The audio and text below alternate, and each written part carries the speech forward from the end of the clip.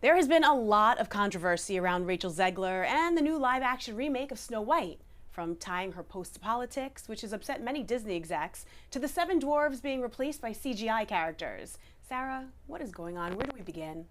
Oh my goodness, it's a dopey situation. Disney is having a little bit of a crisis over Snow White.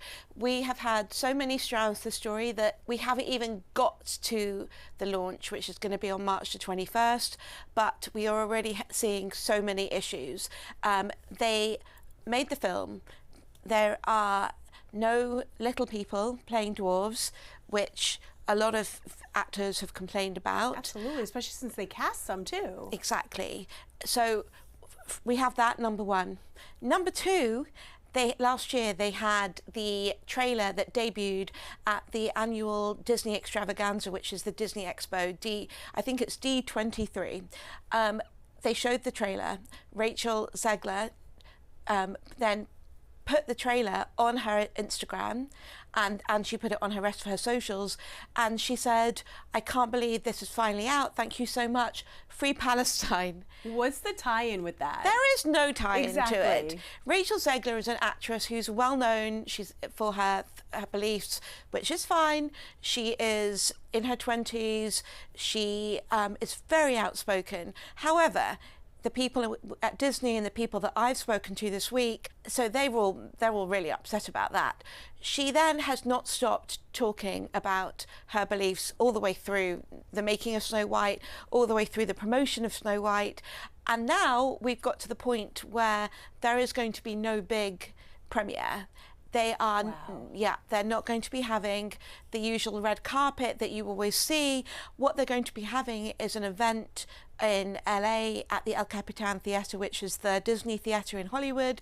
They're going to be having an event on Saturday, and they're going to then be having 2 days of promotion, but they are trying to have influencers, and they're trying to have people that think outside of the box. They're not going to be having the people that drill down on questions on the red carpet. You know, it seems as if she's trying to like modernize this story with making it like the story's about being an independent woman, because I know how Snow White is always, you know, dependent on the prince, my prince will come. And she's just like, no, you don't need a man. What's up with that? I mean, she was casted for the role as, you know, in the movie for Snow White. So why would you try to go ahead and just turn it upside down? Exactly. So aside from her political views, Rachel has then talked about how she views Snow White. We all know by now that there's going to be one day my prince will come. There's going to be no big movie, big song. So there's going to be a new song that she sings, which apparently is a female empowerment theme tune. Okay, Beyonce. Yeah. So she's also done interviews where she said Snow White doesn't need a man. She said the prince, actually, I found that he stalked Snow White. So I then actually spoke to David Hand, who is the son of the original director of Snow White, and he is now 93. Wow. And his father's obviously since departed many years ago. But he said, if his father was alive now, and if Walt Disney was alive now, they would be rolling in their graves. Wow, Yeah. And I know he called it woke as well. Yeah, he did call it woke. And his wife also said, this is not what we expect from Snow White. Now look, I'm all for modernization. I'm all for women being women, you know, please let every woman have a chance, you know, be bolshy and have a chance. But I do think that David's wife Sandra Hand had a point. She said if they want to change it this much, they should do a brand new story and a brand new film. Absolutely. Don't call it Snow White. Yeah. Call it something else. Yeah. Now, why was there a virtual open letter calling for the Oscars to reconsider Gal Gadot's presence? So we then have the other strand of the story is that Gal Gadot, who is Israeli, she plays the evil queen.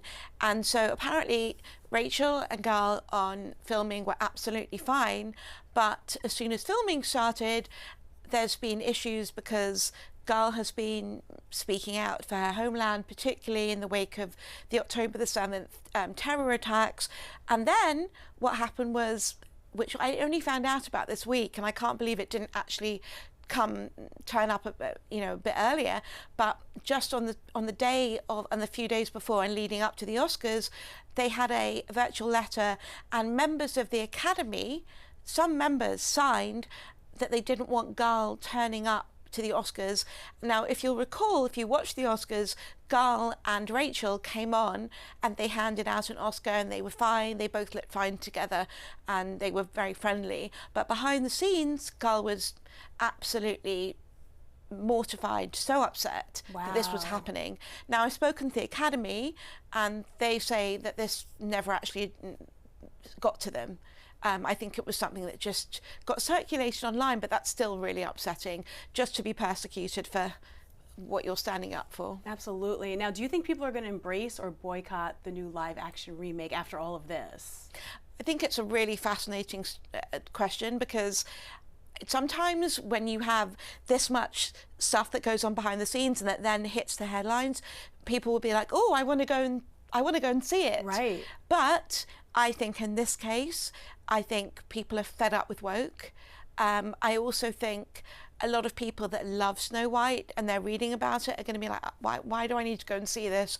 But I think it's going to be fascinating to see what happens. It absolutely is. Quite interesting, to say the least. Of course, we'll keep you up to date over at page6.com. And don't forget, you could always subscribe to our YouTube channel as well.